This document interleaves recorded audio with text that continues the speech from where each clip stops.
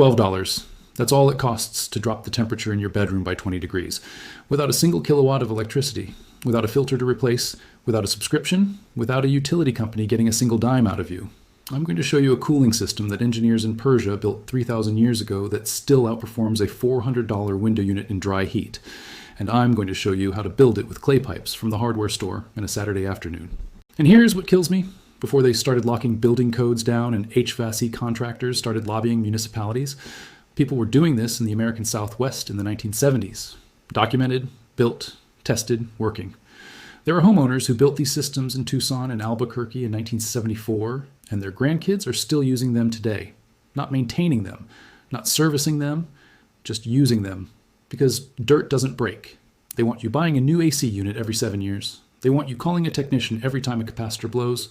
They want you completely dependent on a system that requires refrigerant, a substance you legally cannot handle without an EPA 608 certification, by the way, which is a law that didn't exist until 1990. Funny timing.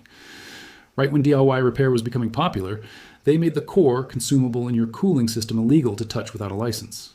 Let's talk about what they don't want you to know. The villain here isn't one company. It's a whole ecosystem. It's the HVAC industry, the utility lobby, and the building code apparatus that quietly made passive cooling systems either illegal to install without a permit or simply erased them from the conversation entirely. After World War II, Carrier Corporation, founded by Willis Carrier in 1902, spent the 1950s and 60s doing something brilliant from a business perspective.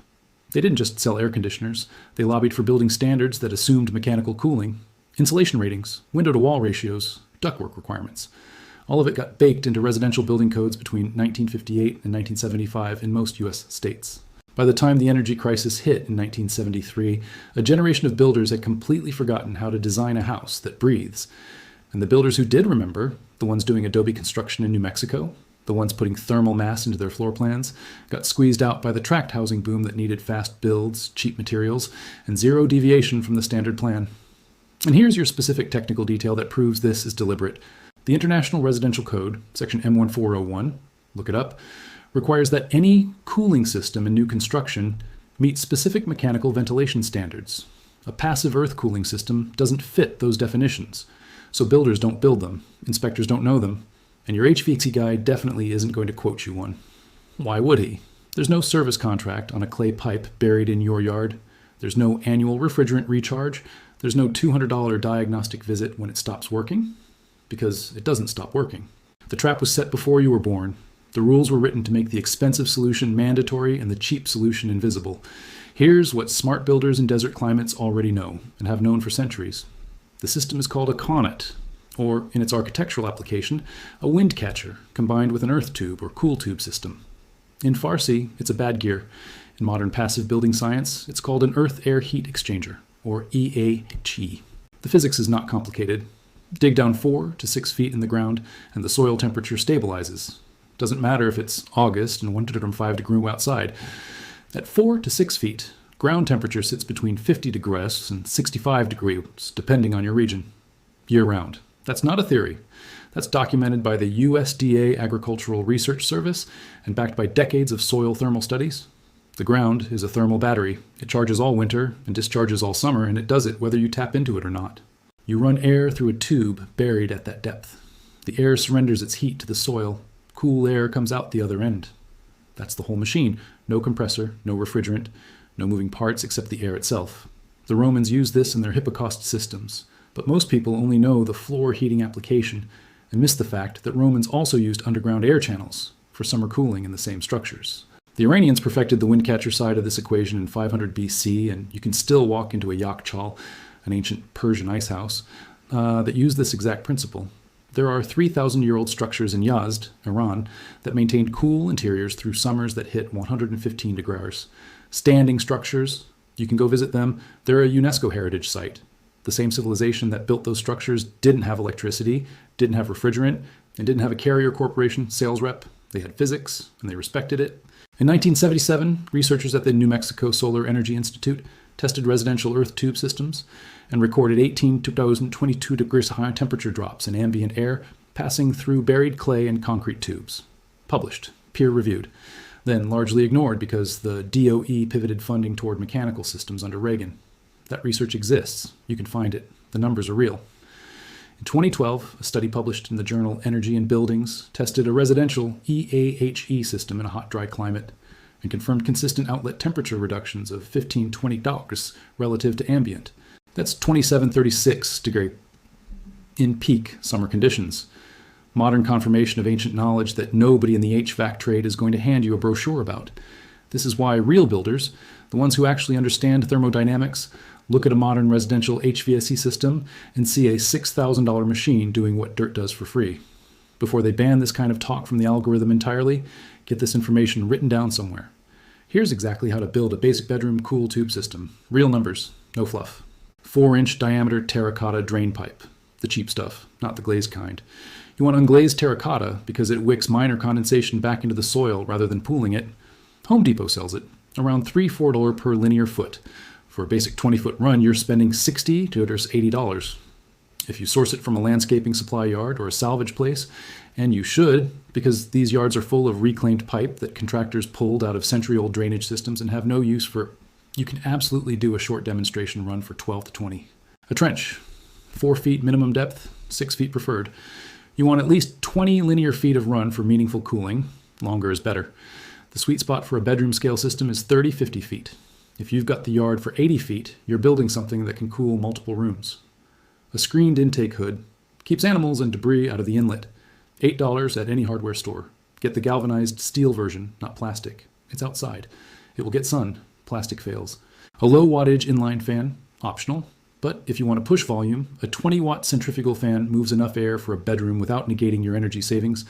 This is where you might spend another $40. Compare that to the 1,500 watts a window unit pulls at full load. You're running your cooling system on the equivalent of a dim light bulb. Excavate your trench on a slight slope, about 1–2% grade, so any condensation drains toward the outlet end, not toward your intake. Lay your terracotta sections with the bell end facing the direction of airflow. Use no mortar between joints on the buried section. You want those joints to breathe slightly and equilibrate with soil moisture. This is counterintuitive if you're used to sealed ductwork, but it's intentional. The slight permeability of the unglazed joints is part of how the system manages humidity in dry climates. At the inlet, your pipe should terminate above grade with the screened hood facing away from prevailing wind if you're using passive draw, or directly into a windward-facing scoop if you're using wind pressure. In a passive setup, the temperature differential between the cool air in the tube and the warm air outside creates a draw all by itself. You don't need a fan. The physics drives the airflow. At the outlet, this is where it enters your structure. Transition to PVC or rigid metal duct above the foundation line. That's your only point where you use sealed connections because you don't want soil gases infiltrating the living space. Seal that transition joint with HVAC mastic, not duct tape.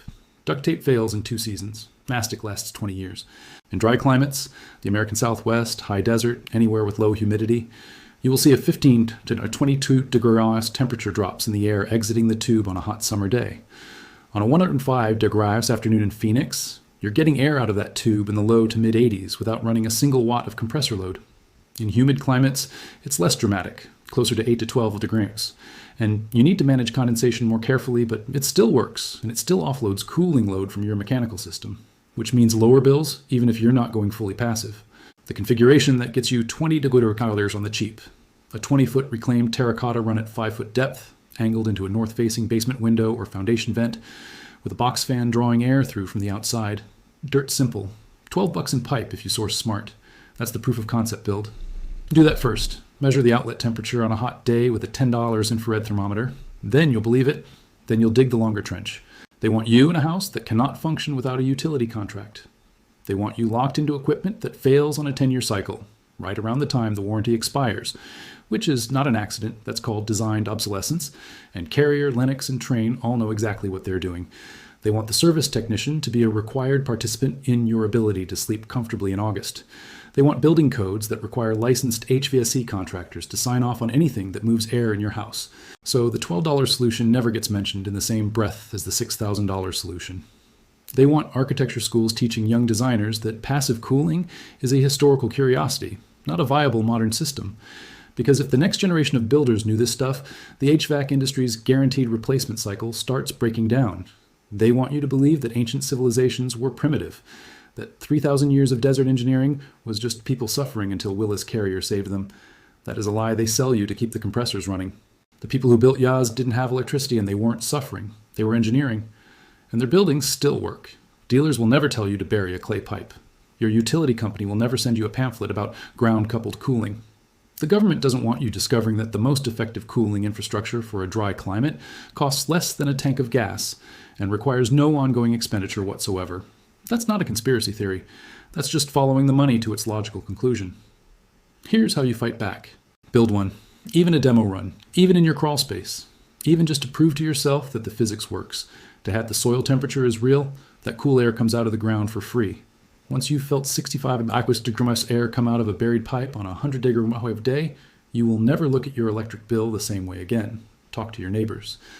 The guy next door who's handy needs to see this. The woman down the street who's been complaining about her power bill all summer needs to see this. Because when 10 houses on a block understand this technology and start building it, the contractor loses leverage and the utility company loses load. That's how you fight a system. Not with protests, but with knowledge applied at the household level. Research your local codes before you build a permanent installation. Not because I think you should ask permission to use the ground under your own yard, but because I want you to know exactly which variance or exemption to cite when someone gives you grief. In most jurisdictions, a passive ventilation system that doesn't penetrate a fire-rated assembly doesn't require a mechanical permit. Know the rules, so you can navigate around them intelligently. This is why mechanics buy old trucks, by the way, because old trucks don't have a dealer network that controls your access to the software your engine needs to run. Old systems, mechanical, thermal, architectural, give you back agency. This is the same principle. The trap they set requires your compliance. Stop complying. Drop a comment below. Tell me your climate zone. Tell me your soil type. Tell me your setup. And let's start building a real knowledge base, mechanic to mechanic, about what actually works before they find another way to regulate common sense out of your own backyard. The system is $12. The knowledge is free. The utility bill is optional.